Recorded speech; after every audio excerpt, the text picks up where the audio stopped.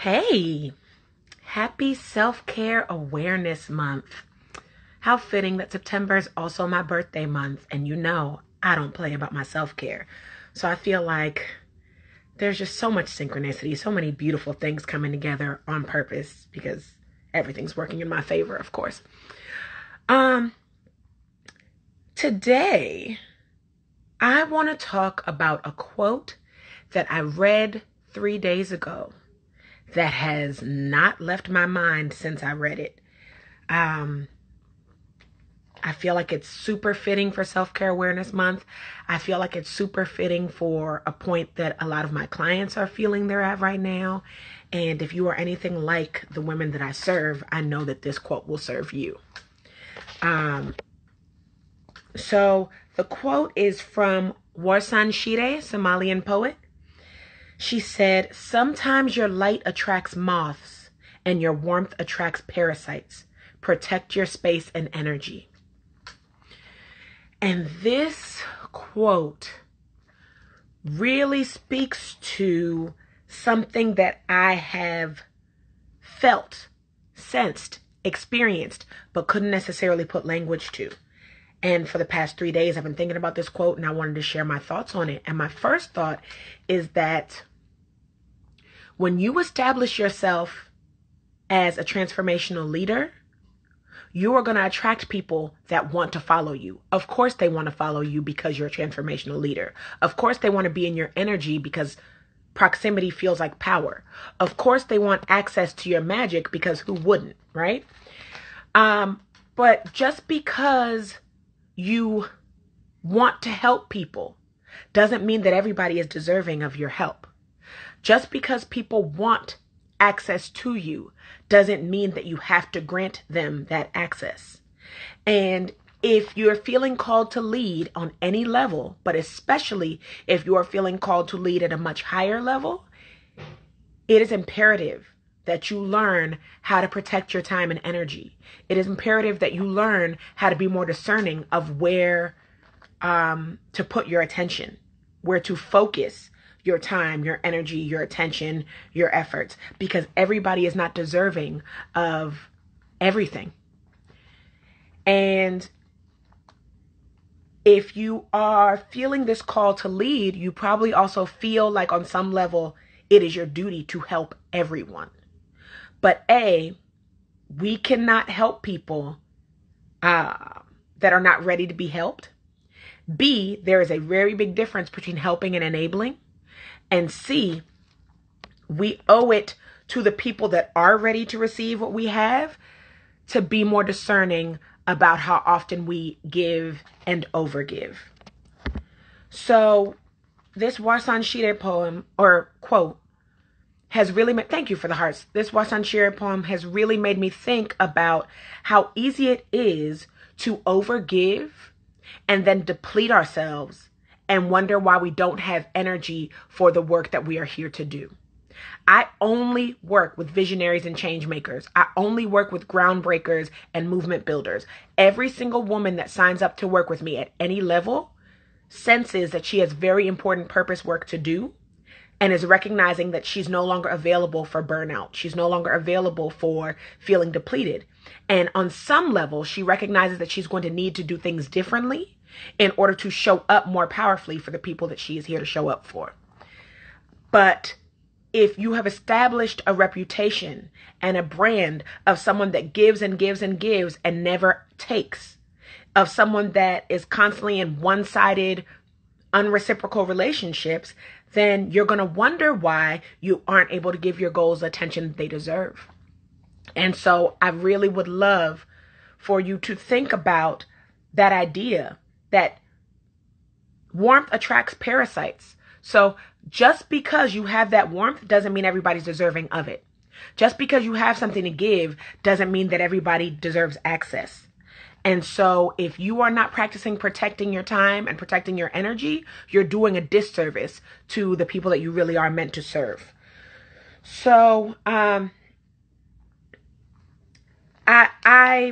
want to talk a little bit more about what it means to truly step into your leadership, what it means to rise to a certain level, and to be responsible with the power you've been given, to be a responsible steward of your time, of your attention, of your energy, of your power. Because there are plenty of people that are given gifts and don't know what to do with those gifts. And oftentimes we don't know how to share the gifts we have because we don't know that we have permission to ration. And we don't know that we have permission to set boundaries. But truly transformative leadership requires deep focus. It requires ruthless prioritization. It requires relentless intentionality and just a willingness to separate your needs from other people's expectations. That's my favorite definition of a boundary. A boundary is a line where my needs end and your expectations begin. And if I don't have fierce boundaries, if I don't have firm boundaries, if I don't have bulletproof boundaries, then I am allowing my energy to be drained by people who don't deserve it. And that is taking away from the people that do. So if I dare to call myself a leader, it is my responsibility to be careful with where I give my energy and my time.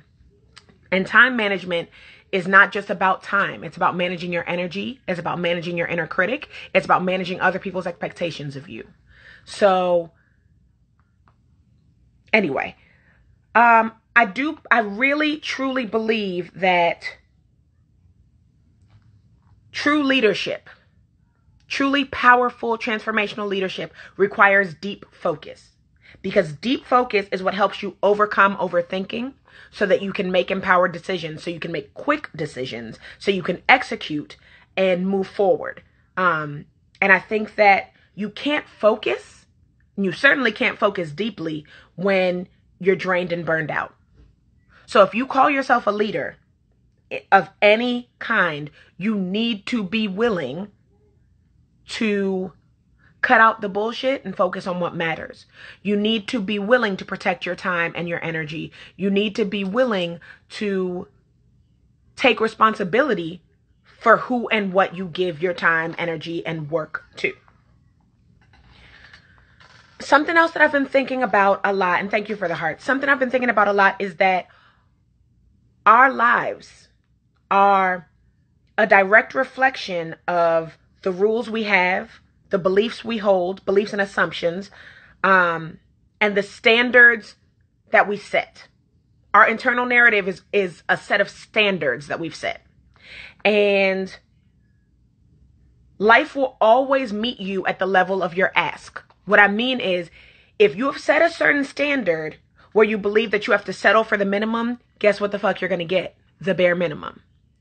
If you learn to demand and expect the best, then you won't have to settle for just anything because you will wait until you get the best. And you will start attracting only the best. And I think that if we could stop settling for what we think we should be grateful for and start demanding what we know we deserve, it would set a very different standard and allow us to embody a very different level of leadership than what we're giving on average. So I know that closed mouths don't get fed. And I really believe that life meets us at the level of our ask. So if you set a standard that people can take whatever they want from you, people are going to take. If you set a standard that you need to be needed, you're going to attract needy people.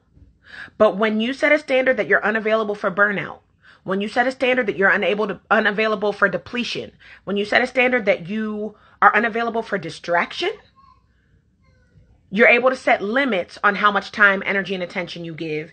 And then you convey to the world that you value your resources and expect other people to value your resources too.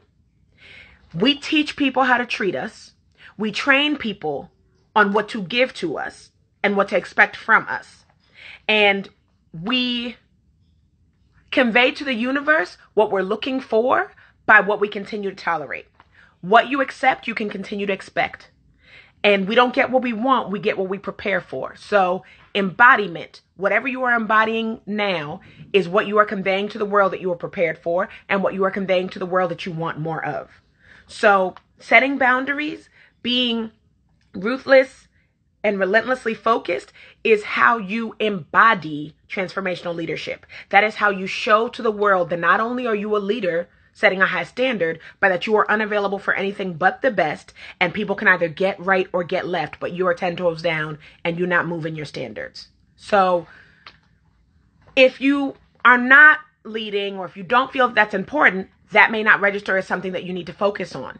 If you do feel that you are called to lead at a much higher level, if you want to maximize your impact on other people, you need to understand that you cannot afford to be out here willy-nilly dishing out your resources.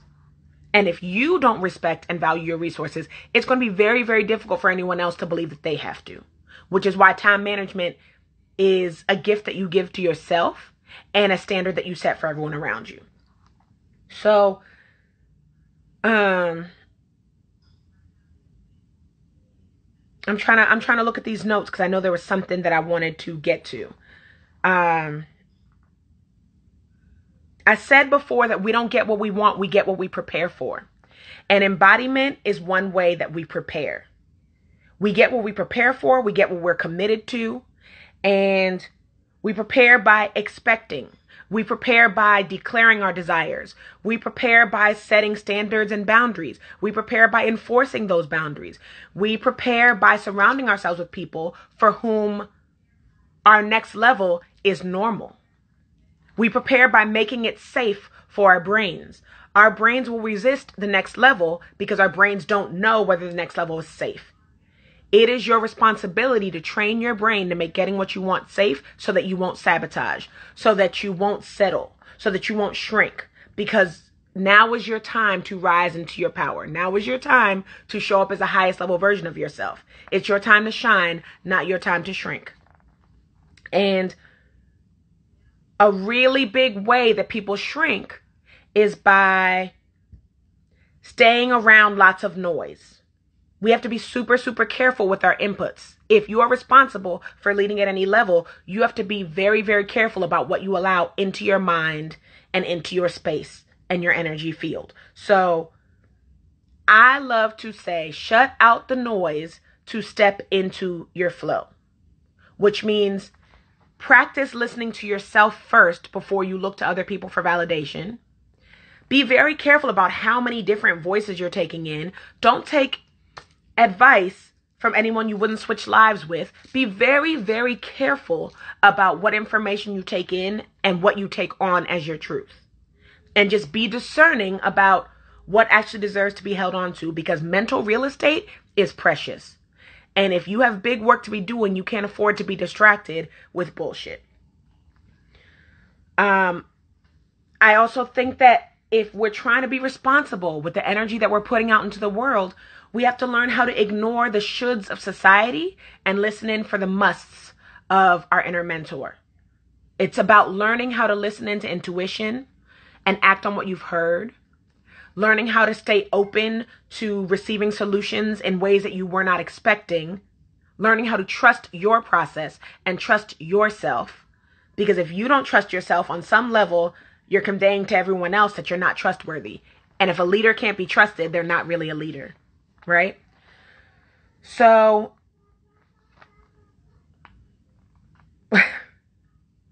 yeah. So, it's just really important to be thinking about how to be responsible with the power you've been given. And just because, hey lady, just because you don't know your power, just because you don't feel safe stepping into your power does not mean that you don't already possess it. If people are following you, you are a powerful force. If people are looking to you for advice or for a model or for behavior templates, you are a powerful force. And so you have a duty to wield that power responsibly. Thank you so much for the heart showers. I appreciate that. So I talked earlier about deep focus. I talked earlier about how deep focus is definitely a requirement for transformational leadership. And deep focus requires prioritization and fierce boundaries and protecting your energy, right? Deep focus is the art of getting out of your own way. The art of getting out of your own way. If you have a history of overthinking, of second guessing, of making shit more complicated than it needs to be, it's because you have not focused in enough. When you have deep focus, You are crystal clear on your core values, you are crystal clear on your priorities, and you are willing to release everything that is out of alignment with those two. When you are out of alignment, it is your responsibility to recognize that you are off, to recognize that you're incongruent, to recognize that shit is not in integrity, and then to get yourself back on. Personal power is being able to recognize when you are out of alignment with what you say you want and then getting back on track. And when you are taking responsibility for your energy, you are doing whatever you can to not make yourself available for distraction, which is why deep focus is imperative and non-negotiable as you step up your leadership. So when we think about deep focus, there are a number of decisions that need to be made. You need to decide what you want. You need to decide to have it. And you need to decide to release anything that would make having it difficult. So in other words, you need to decide to let it be easy. And I think one of the easiest ways to let it be easy is to get rid of anything that would distract from it. Again, sabotage is a very natural thing if we've told ourselves it's not safe to have what we want. And so it is our jobs to train our brains to make having what we want safe, which is where I come in. One of my favorite things to do, one of my favorite practices with my clients is helping them reframe the thoughts that have been haunting them so that they can replace them with affirmations that propel them forward. This is not just about saying a sentence and hoping for the best.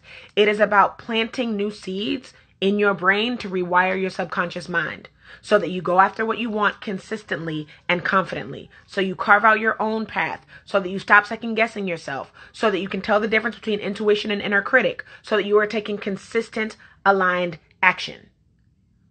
And as I mentioned, if you want to be able to focus in deeply, you need to give yourself permission to make what you want more important than what you're afraid of. But you can't do any of that if you haven't told the truth about what you want. You can't do any of that if you haven't told the truth about what you're afraid of, which is why we have to identify our limiting beliefs, which is why we need to pay attention to the stories we've told ourselves about what it's going to take to get to the next level, or about what leadership is going to take from us. And if we don't, thank you so much for the heart showers. If we don't tell the truth about that, then we make silly, preventable mistakes and make it mean that we're wrong, or that we've failed, or that we are not meant to lead. So, I was going to say, fear is definitely a roadblock. Fear is absolutely a roadblock. Fear is the most natural thing in the world. If you feel fear, congratulations, your brain works. If we didn't feel fear at all, we would be in a lot of danger, right? Fear is completely natural. But fear is not, how do I say this? Fear is completely natural, but fear is not a valid excuse if you feel that you're called to do something bigger. You are allowed to feel afraid the whole time, and your work, your journey is to challenge your fears. Doubt your doubts, question your questions, think about your thinking so that you can feel fear and take action, as opposed to doing nothing because you're afraid. So there's definitely work to be done about identifying what stories you're telling yourself. Fear is 100% valid, but a lot of times we make things scarier than they need to be because we haven't questioned or challenged our assumptions. And sometimes when we bring to light what we've been assuming about how life has to be, or when we question our thoughts about what things are going to require of us, shit doesn't feel as scary. Which is why it's so important to do the mindset work. Which is why it's so important to have someone like myself coaching you through the mindset blocks and pointing out your blind spots and the things that you don't know that you don't know, and the things that you've been accepting as truth that don't have to be truth. Beliefs are just thoughts we've practiced thinking. And just because you believe something doesn't mean it's the ultimate truth or the only possibility. And just because you only know of one way to get something doesn't mean that that's the only way to get something. So it's about expanding our understanding of what's possible. Going back to the idea I mentioned in the beginning, it's about changing or setting new standards. deciding that there's more possible, deciding that we are allowed to want more, that we're allowed to experience more, that things get to be different no matter how long they've been one way. And the idea of setting a new standard feels foreign if you didn't know you could do that. But if you are playing a game that you feel you're losing, it is now your opportunity to either play a different game or play by different rules. All the rules that have gotten us to this point are reflected in our results. And so if we want different results, we're going to need to create different rules.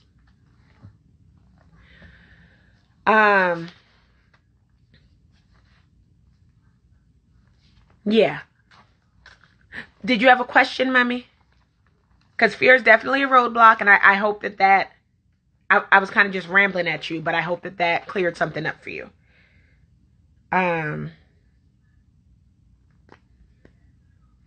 Reading back through these notes to make sure I ain't miss anything.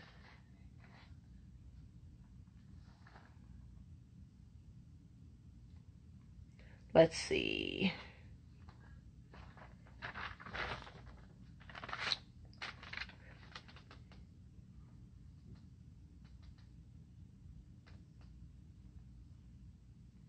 Yeah, I think that's what's been top of mind for me. How do you work through the fear or reassure yourself?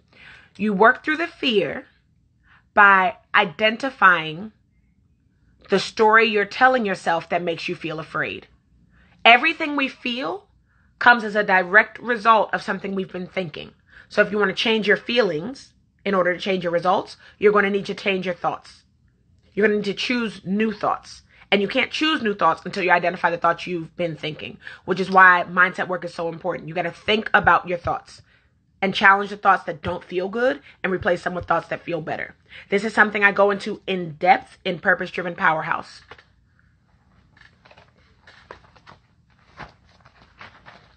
So if you are looking through ways to reshape your self-limiting beliefs, to reassure yourself after you've been stuck in a certain thought, Purpose-Driven Powerhouse is a really great way to work through that.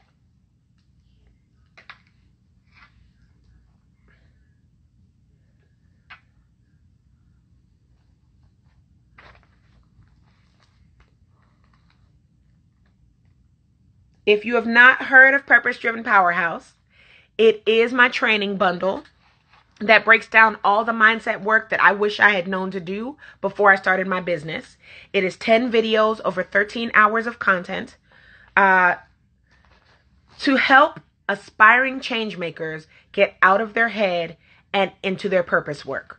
So if you have been making it harder than it needs to be to do the work that you feel you are here to do, Purpose-Driven Powerhouse is right for you. Here are some of the things that we cover. We talk about making it safe to trust yourself. We talk about distinguishing between your inner critic and your intuition. We talk about discovering your core values, making your unspoken rules explicit, building creative stamina, staying in alignment when you're not certain what the future holds, designing your days to make your version of success inevitable. These are all examples of things that are covered in Purpose-Driven Powerhouse.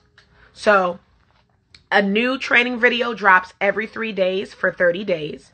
And along with the training videos, you also receive self-work, worksheets, workbooks to help you get out of your head and into aligned action so that you can start mapping out your vision for what the next phase of your purpose work looks like. So that you can be...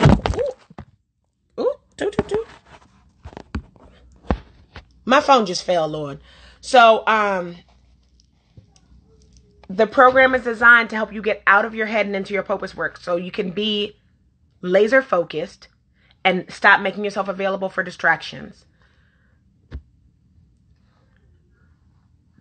The way I've learned that my thoughts are affecting everything. Yes, God.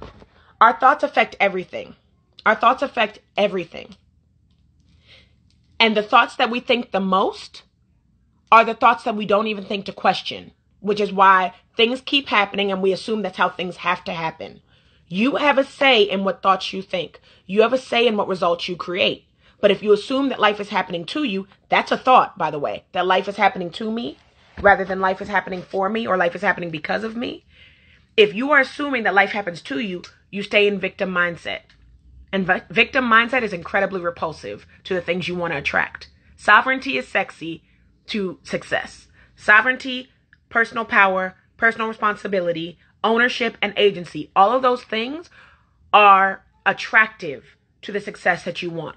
But as long as you are still blaming things outside of you, as long as you are assuming that things are happening to you and forgetting how much power you have to reshape your results, you won't be able to call in the results that you want.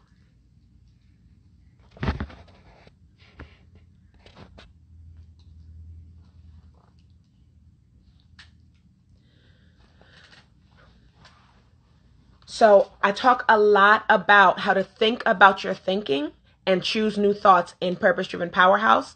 If this is something that you are interested in, I encourage you to hit the link in my bio. There are also payment options there. And if you are curious about the VIP option, I want you to send me a DM after this so that we can talk about what that would look like.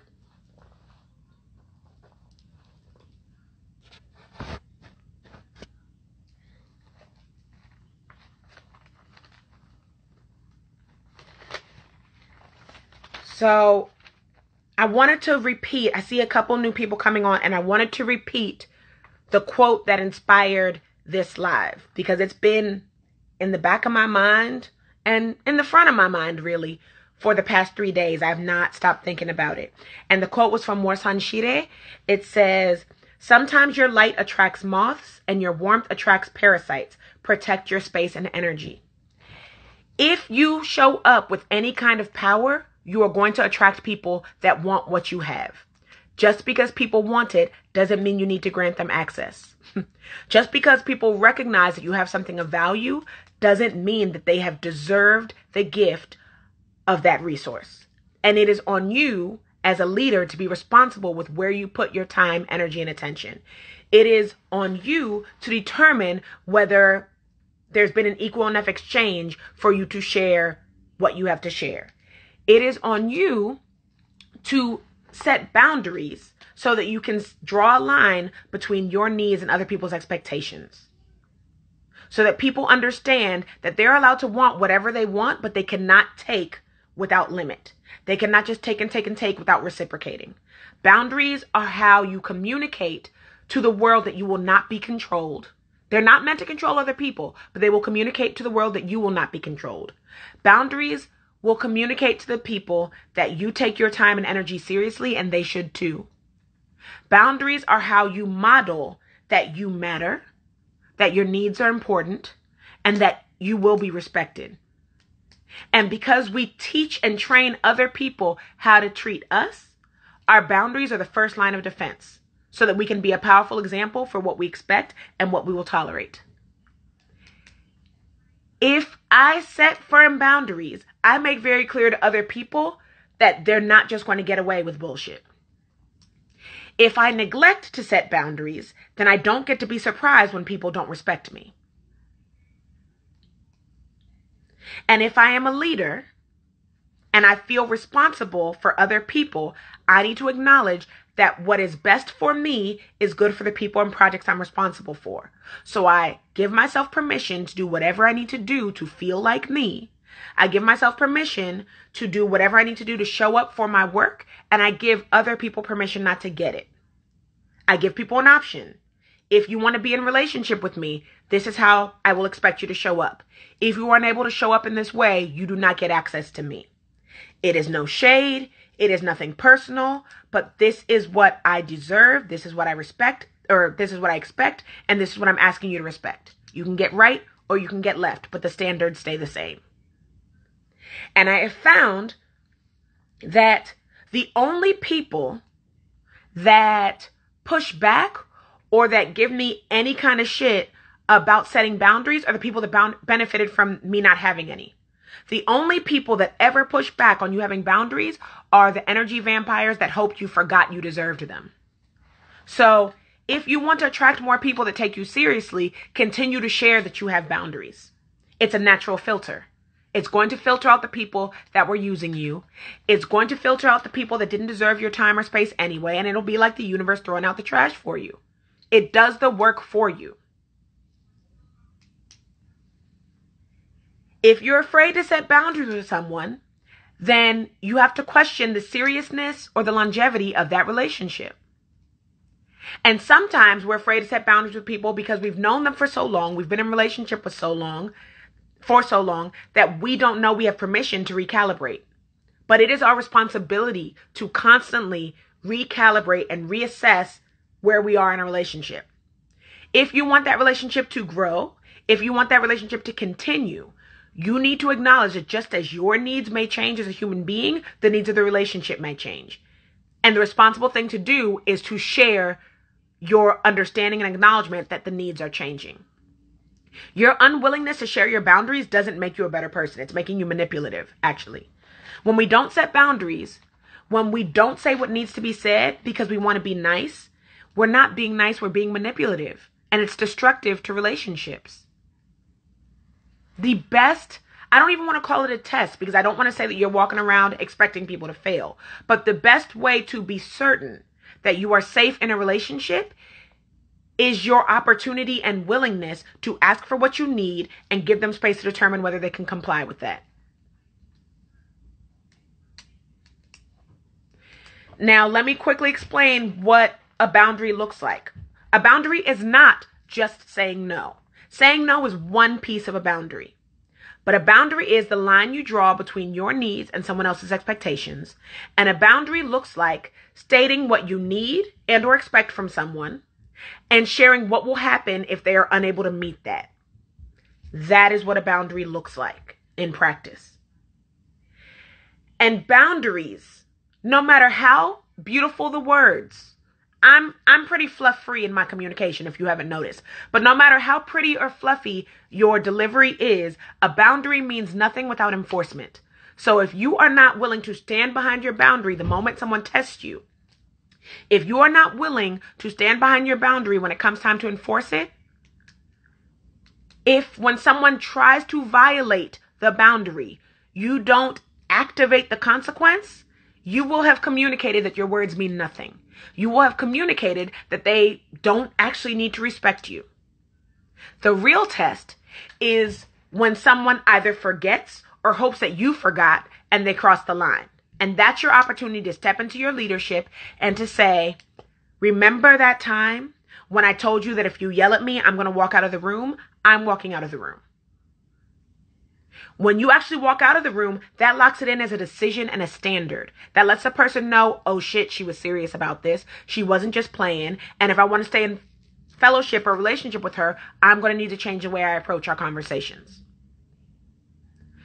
Our temptation is to say we're setting a boundary, hoping that people don't test us on it. And then when they do test us, we back up or we change the line or we do something differently. And all that's doing is training people to disrespect us. If you want to be respected, if you want your boundaries to be respected, you must first respect yourself. And the easiest way to show that you respect your boundary is activating a consequence the moment your boundary is violated.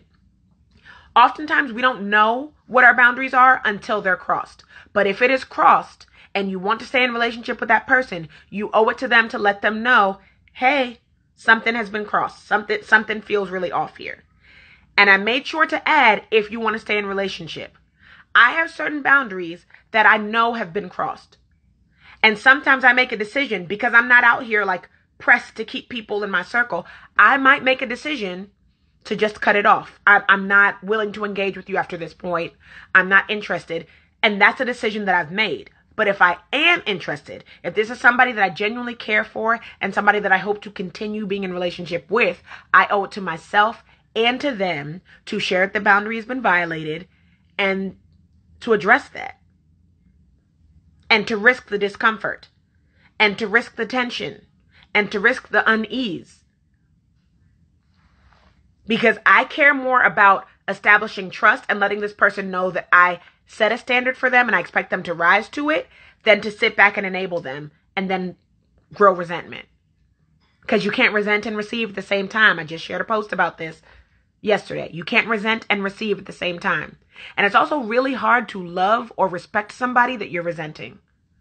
It's like a festering wound that gets worse and worse and worse until shit goes left.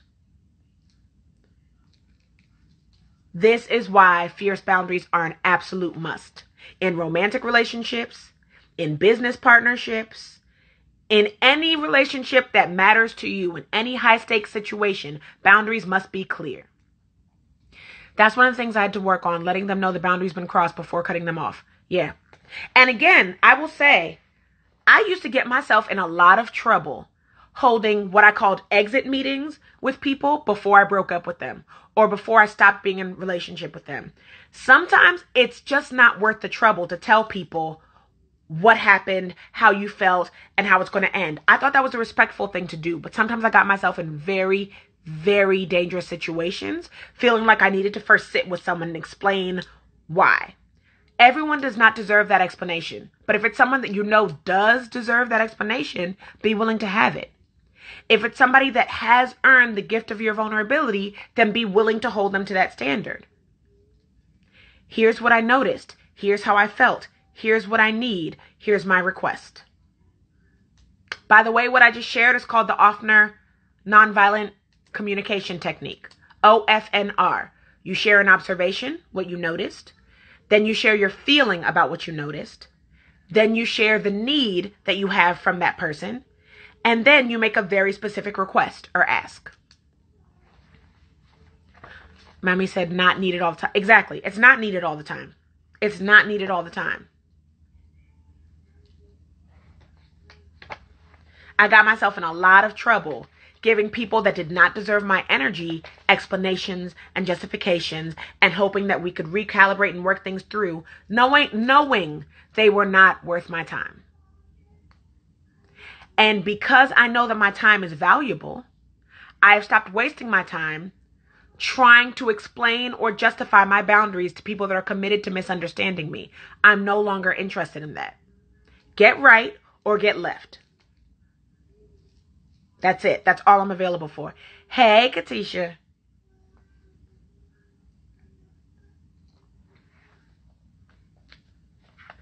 You said amen. Amen to which part, love?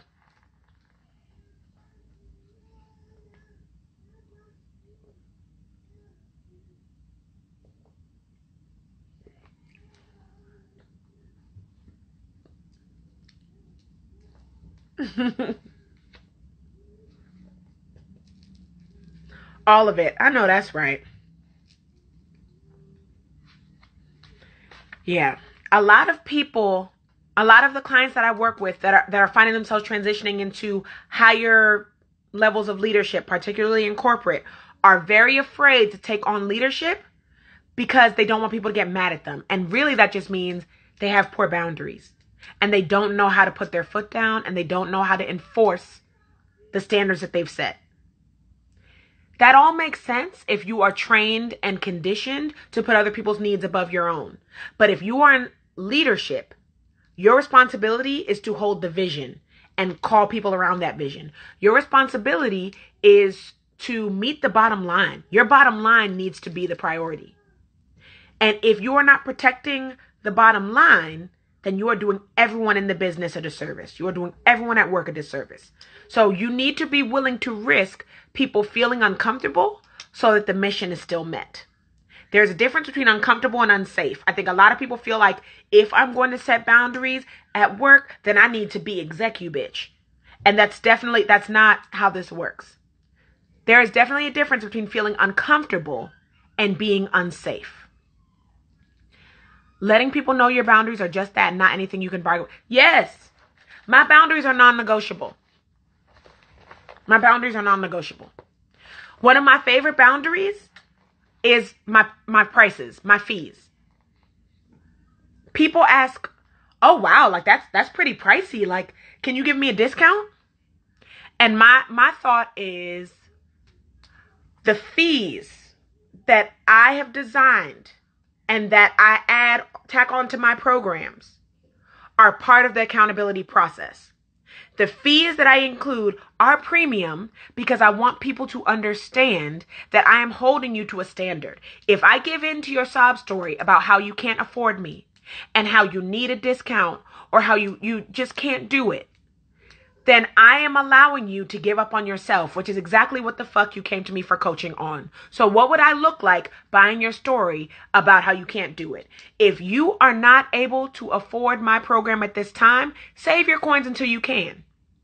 If you have the money, but you just rather not spend it, and you hope I feel bad because I'm a black business, or you'll hope that, I'll change because you gave a good story, keep your money and you get to keep your problems. But if you are really ready to change, if you are really ready for this transformation, that happens in the transaction.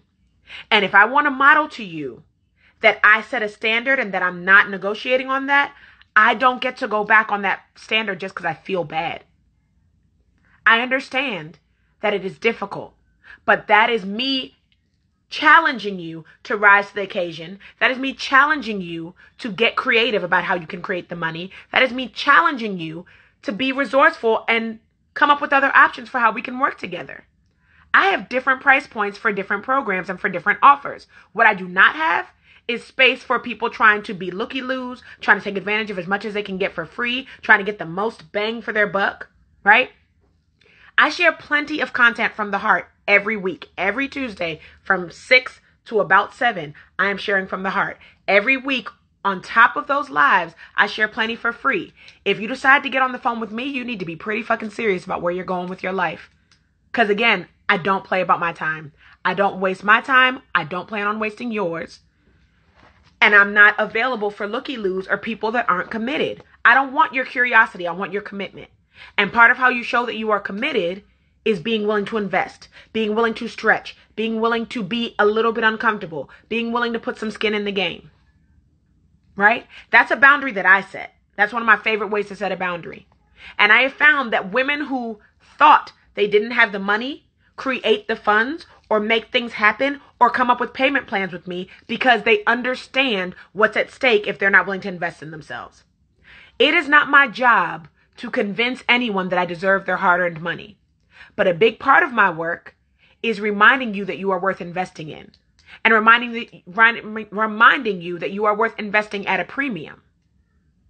Other people may buy into your sob story. Other people may come down to meet you, but I hold you to this standard. I'm holding you to the vision that I have for you, not who you're used to being. I see who you can be, not who you think you have to be. Not who you're used to being, not who you think you have to settle for. That is part of me calling you into your leadership so that you are forced to do what it takes to step up.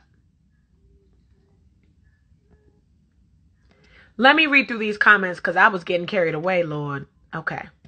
Yeah, executive bitch, mommy. Yeah.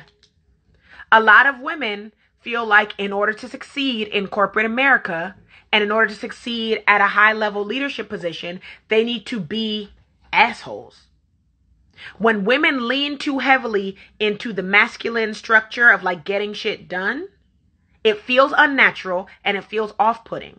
There are ways to lead and create results from a place of flow and femininity. Now, I know this has been a challenge for me because I tend to be very masculine in my approach. Get shit done. We have things to do, right? But rather than going after things and hustling and fighting and creating and scrambling, I am in a season of leaning back and receiving. I am in a season of allowing things to be easy. I am in a season of creating possibilities and nurturing the space. And being in partnership and fellowship with flow and with universe and with God, right? I know I'm getting real woo-woo here, but executive bitch happens when you feel like you still have something to prove and you're hustling and you're burning yourself out and you're scrambling and you're frantic, right? But there's a very different energy when you are trusting yourself and trusting the process and holding the vision and releasing your attachment to how that has to happen.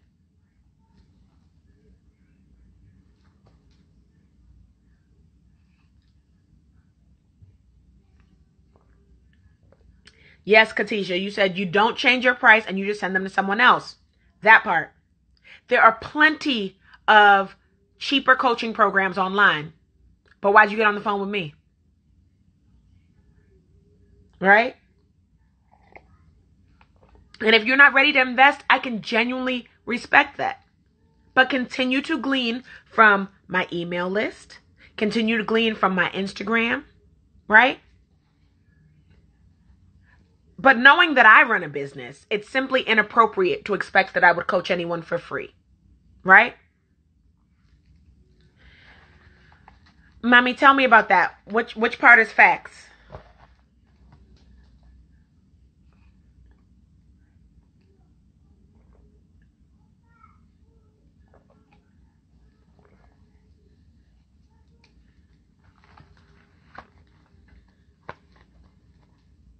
Clearly, you like something you see that makes the price worth it. Yeah. I'm not in the habit of chasing anyone. Clients, I believe that my soulmate clients are ready to invest right now and that they are creative enough to find ways to make it work. I've had many clients who had no idea how they were going to create the money, but they asked for a payment plan and we worked around that. I love payment plans. I want to make it as easy as possible to help my soulmate clients get the results that they need. And I know that every single woman that signs up with me gets what she needs to get what she wants.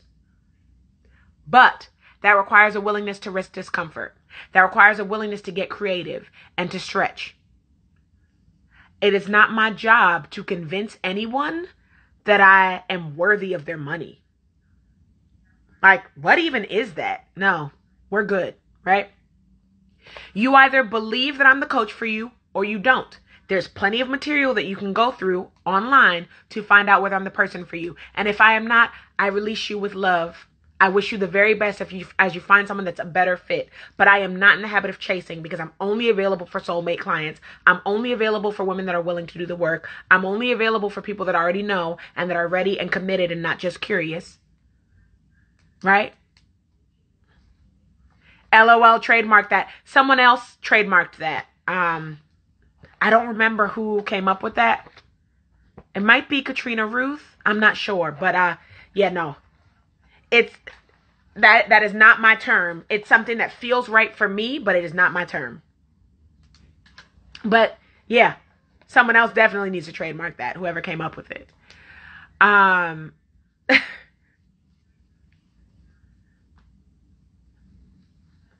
So yeah, people try it. And that's another way that I show, like, I'm about what I say I'm about. I'm here to teach you how to get out of your head and into your purpose work, which means I need to get out of my own head about whether I should feel bad that people can't afford it or whether I should feel bad that I'm so direct, right? The people that are right for me, my highest level soulmate clients that are built and prepared for me, find my fluff-free communication delightful.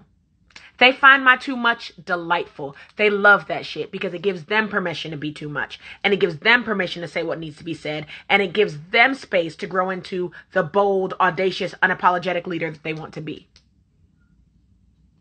Leadership looks like walking your talk. And if I'm not willing to do what I talk about, then I don't get to call myself a leader. In fact, it would be dangerous and destructive to call myself a leader. Hey, Mike.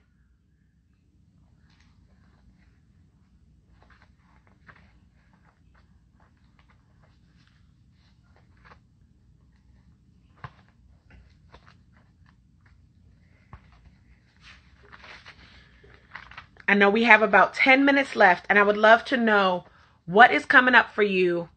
What is an insight or an aha that is coming up for you as you hear this, and or what questions do you have for me as we close out?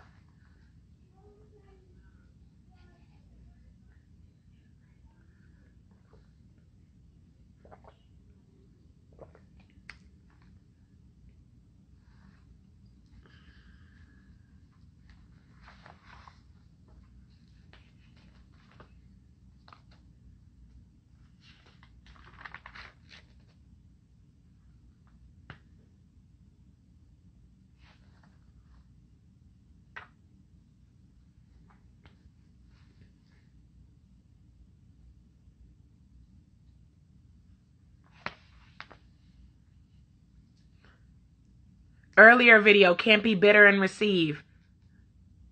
Okay. Okay. Tell me what your takeaway from that was. Because, yeah, I did that video yesterday. It feels like it was already like 25 days ago. But, yeah, I did that video yesterday. You can't resent and receive at the same time. Mommy says, what hit for me was a part about understanding that sometimes people don't know your boundaries from jump. Absolutely. Oftentimes, we have no idea what our boundaries are until they're crossed. And then it's our responsibility to identify exactly what happened there and what we hope will be different in the future. And then the most responsible thing is to share that expectation or that discovery with the person we want to stay in relationship with. Also, other people can't know that they crossed our boundaries if we don't let them know. So it's one thing if you don't know your own boundaries, then that's some work you need to do. And that's something that we can definitely talk about if you enroll in Purpose-Driven Powerhouse VIP option. On top of the training bundle, you will also get 6 private calls with me. So that can definitely be something we go into in detail. If you don't know what your boundaries are. But if you don't know what someone else's boundaries are, of course you will not know when you are crossing them. Also, not everybody thinks the same. People have very different lines based on their trauma history, based on their experiences, based on their understanding of what's possible, based on their pain tolerance. People have very different understandings of what is healthy, what's acceptable, what's non-negotiable. People have very different deal breakers. It is not my job to match anybody else's non-negotiables. It's my responsibility to get clear on what my non-negotiables are and share those in every negotiation or to share that in every boundary conversation. But it is not my job to match other people's standards. I set a standard for me. And I give myself permission to make that standard okay.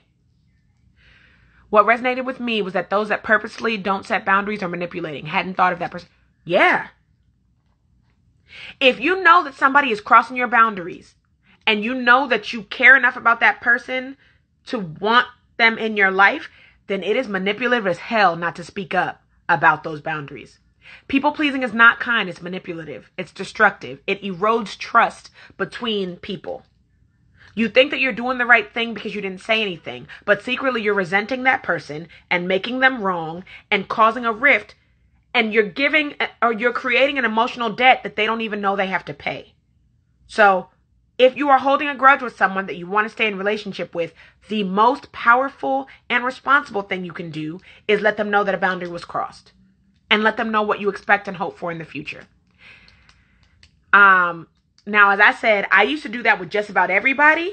And I understood that everybody was not deserving of that explanation. And everybody was not able to receive the conversation.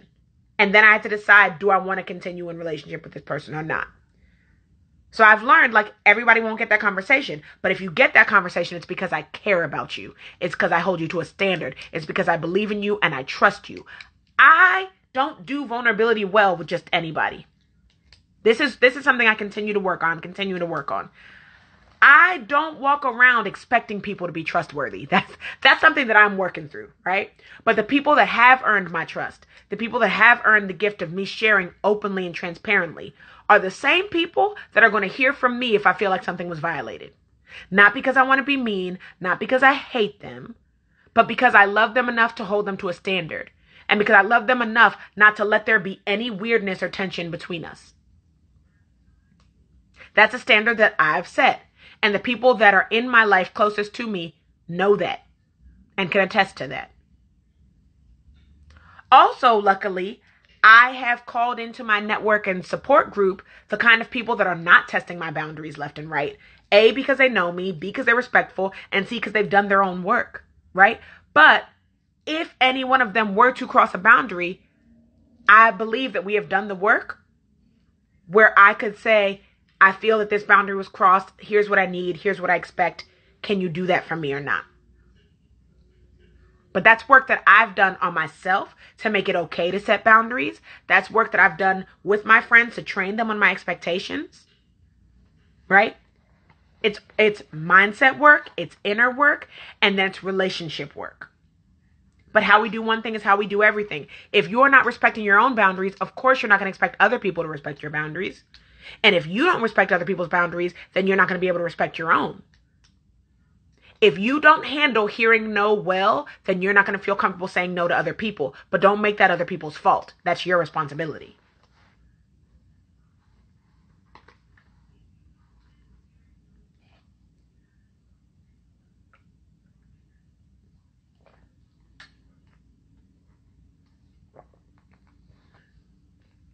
We got about 5 minutes. And I'm having fun here. This went in a bit of a different direction than I thought it was going to go in, but I'm open to it. I know that what needed to come through did, and whatever else needs to come through in the next 5 minutes will. But I did want to remind you, if this has been helpful for you in any way, if this has added any value to your life, please share this with someone that needs it. If you like the way I talk about boundaries and the way I talk about embodying transformational leadership, and you want more of this for yourself, I invite you to enroll in Purpose-Driven Powerhouse. The price is going to go up after my birthday, after September 20th, so it is in your best interest to take advantage of it now at this steal, at this much lower price. And if you have questions about what the program looks like, I'm going to be checking my DM for the next hour. So let me know what you are wondering about that. Also, if you are a member of the Good Thick, I know we've mentioned this already. If you are a member of the Good Thick and you enroll in Purpose-Driven Powerhouse, please hit me up so I can send you your special savings link. Okay? Yes, birthday coming up. Yes. September 20th, baby.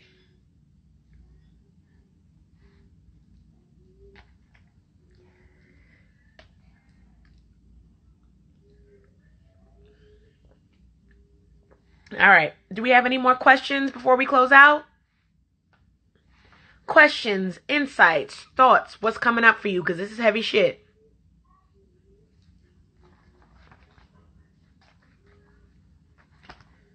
But if there are no questions, I thank you very much for hanging out with me this whole time. I thank you for just holding the space, because things just happened. Things just happened. I had some notes, but plenty of other stuff happened, and I'm open to it, and I appreciate you staying open to it.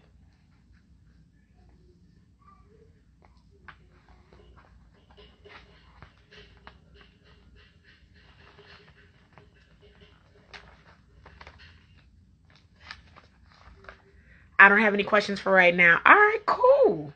That's cool. I'm with it. Thank you very much for showing up, and thank you for the questions that you did ask.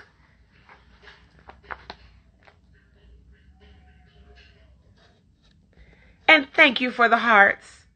So appreciated.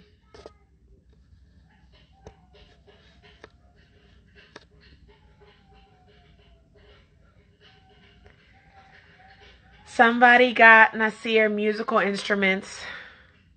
I'm hearing that he is having the time of his life on the drums outside, so pray for me. Keep me in your thoughts, okay? He got a xylophone for his birthday a few days ago, and now our other friends got him a drum set, and I'm just like,